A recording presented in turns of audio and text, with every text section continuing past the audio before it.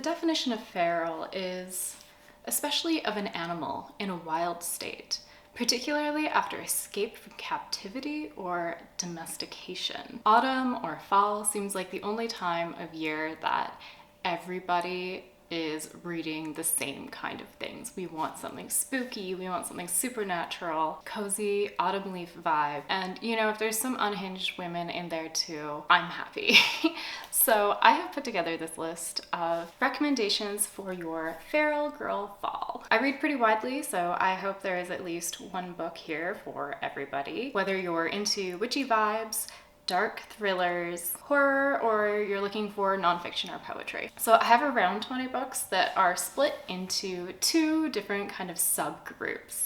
The first one is Transformations and Transcendence. This is going to have a lot of books that are featuring women who transform in one way or another. And part two is Female Rage and Other Types of Unhinged Women. So grab a hot beverage. I have a nice Earl Grey tea here. Oops. And let's get into it. By the way, if you can hear a lot of background noise, it's because all of the birds outside are flirting with each other because I'm actually in Australia right now and it's spring, and I live right by a rugby field. So there's a lot of like young men grunting and shoving each other to the ground out there as well. So please ignore them. My husband is currently locked in the attic. This is the only time I have to film. Welcome to the video.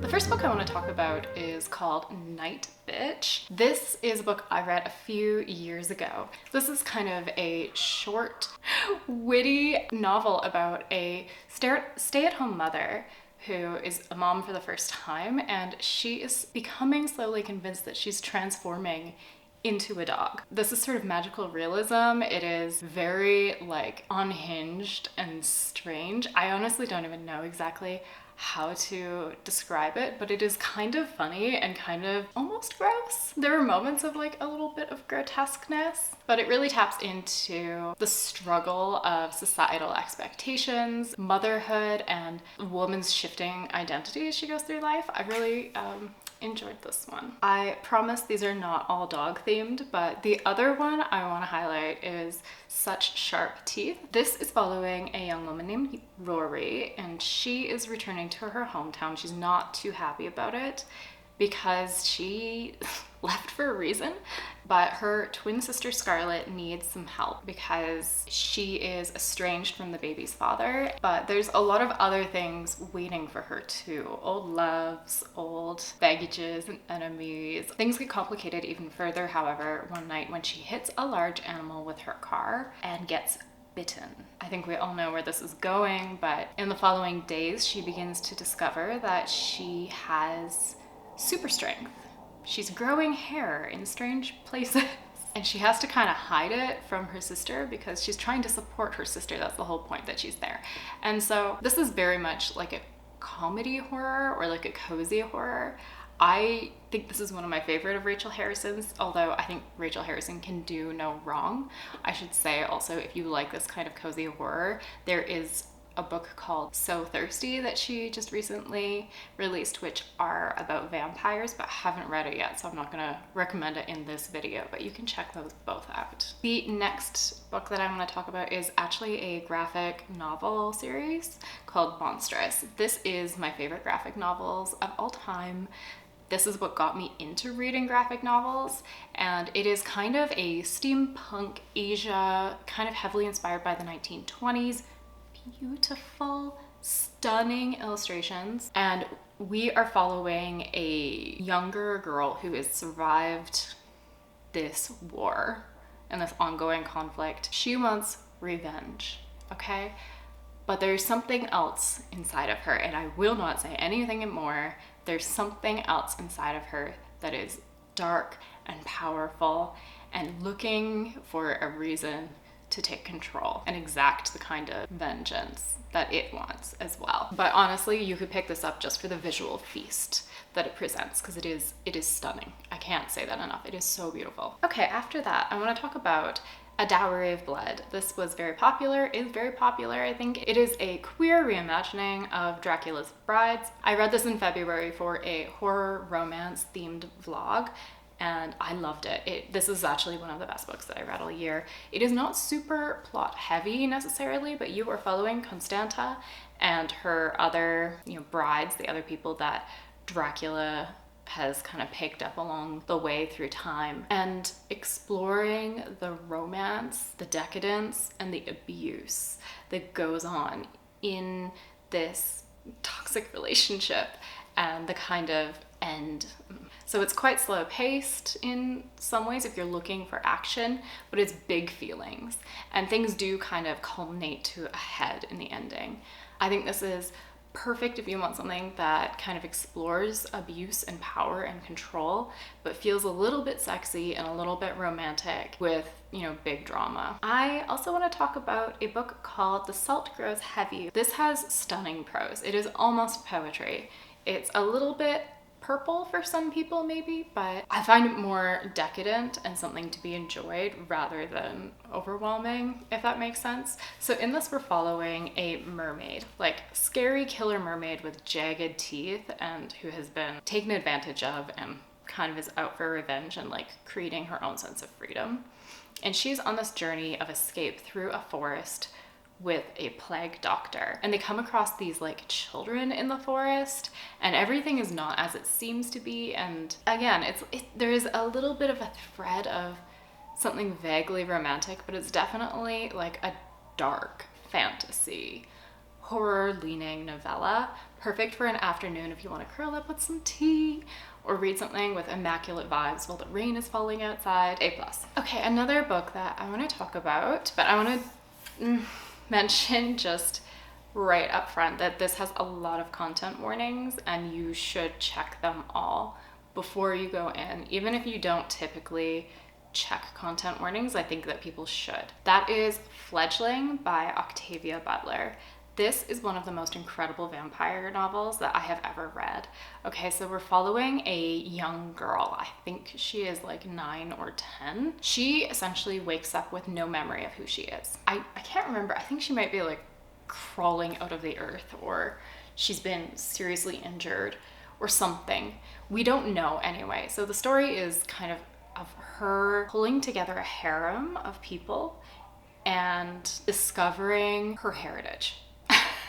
Okay, this is definitely a speculative novel, so I was really uncomfortable when I was reading it because we're following a prepubescent black girl who is the first person that she kind of recruits to her harem is a man that is an adult, and he is, so I guess I'm kind of alluding to some of the content warnings that you might want to watch out for or just be aware of going into it, because the sort of harem aspect, she's not just drinking their blood. It does become sexual, and I think that Octavia Butler is doing something really explicit and clear about power in this as well. But just know that going in. Otherwise, I think it's a fantastic vampire novel. Like I said, it's one of the best ones I've ever read. So if you're looking for something that is got some vampires in it, it's speculative, it's creepy, but it also is exploring community and power in a really unique way, this is unlike probably anything that you have ever read about vampires. So that is Fledgling by Octavia Butler. Up next, I want to talk about The Bloody Chamber by Angela Carter. This is one of my favorite books ever. This is a collection of short stories. She writes sort of magical realism.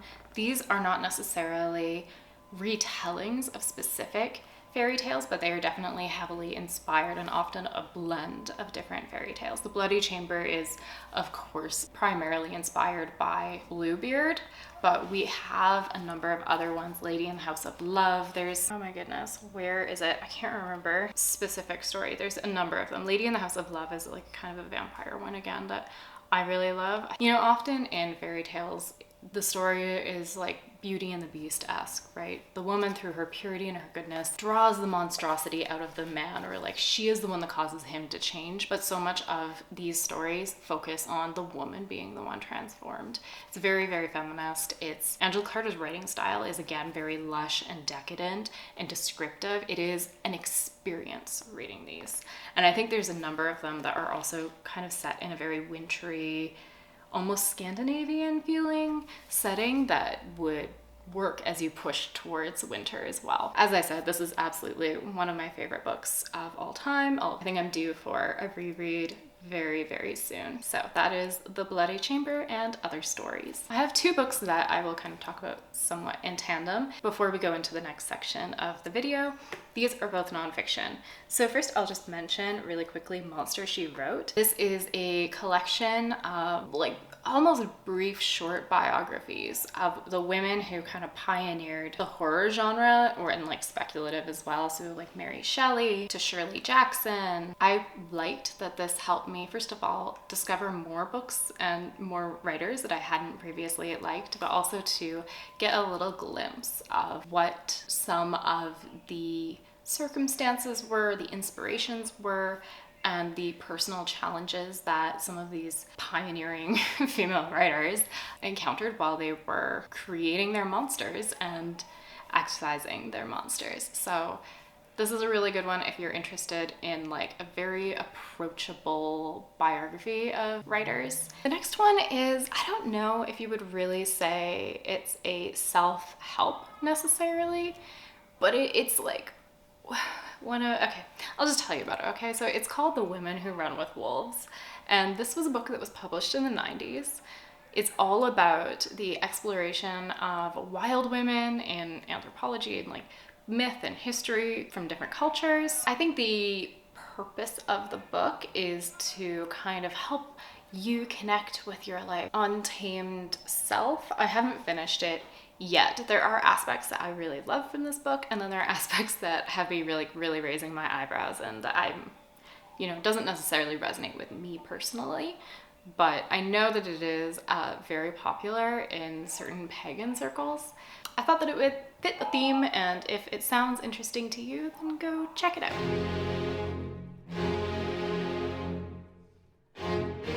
Now that we have transformed into the monsters that we were meant to be, we are ready to sink our teeth into feminine rage and unhinged women book recommendations.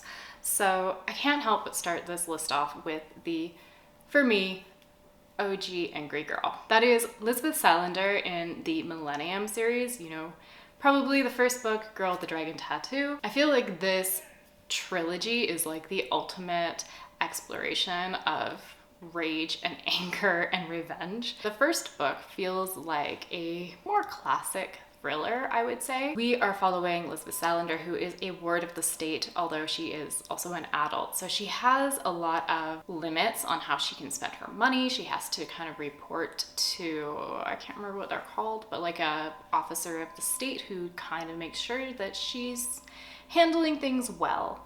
And that is because of a mysterious event in her past when she was a child. Lisbeth is a total goth punk, eccentric, and an excellent hacker. She kind of gets involved with a reporter who has been disgraced named Mikael Blomqvist. Together, they end up getting looped into solving this like decades old mystery that some old guy with a lot of money wants to know what happened to his niece all those years ago. When we get into book 2 and 3, the series really expands. We get to know more about Lisbeth. The kind of agenda of the author becomes clear. The themes in the book becomes a lot more clear, because we see that he's also making an argument about marginalized people in general and violence against women in a much more broad way. Matches and axe in hand, Lisbeth does things. Again, A+ series for me, one of my all-time favorites. So I have never actually read Carrie, but that is partly because I've encountered her in pop culture in so many ways and places that I've never felt like I needed to pick up the book necessarily. But what I have read is The Weight of Blood by Tiffany Jackson. This is a retelling of Carrie that is set in a high school where there's a lot of tension and racism, and I think that anyone who probably enjoyed the classic horror, or they're just looking to see rage bubble out of somebody and see justice brought to people who are not like necessarily going to get justice within the system. Yeah, I don't know how else to really describe it. We all are familiar to some extent with Carrie, and I mean, that's kind of what you're getting with this extra layer within it. And I just thought that that really helped flesh out the story, and it's a really wonderful retelling. That is The Weight of Blood by Tiffany Jackson. Another book that I want to talk about is The Power by Naomi Alderman. This is a speculative novel where we are kind of jumping around the perspectives of different women all the way around the world at this precise moment where women are kind of abruptly recipients of this unexplainable power that allows them to essentially electrocute people, if I'm remembering correctly. A lot of rage is unleashed. I think this moment kind of flips the balance between the sexes, so it's definitely feminist. She wrote this under the guidance, I believe, of Margaret Atwood, or Margaret Atwood was her mentor while she was writing this book, which I think you can definitely see. So if you enjoy sort of stories that are exploring a more dystopian angle of sexism and you want to see the power kind of flipped around on its head and what that kind of society could look like, this is a really fun just is not quite the right word that I'm looking for here, because it is kind of like violent and horrific, and we see that women can be quite violent and horrific, but I mean, you know what? I had a great time reading it. This list would not be complete without Slewfoot by Brum. This is really the whole point of the story is about this girl getting revenge.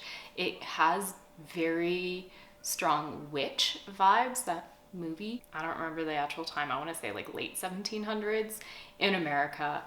Puritan village. It's already sounding bad for women. Her husband dies, and then she is accused of witchcraft just because she is honoring some kind of like folk traditions. The villagers come for her, and she has, again, some bones to pick and has to make a deal.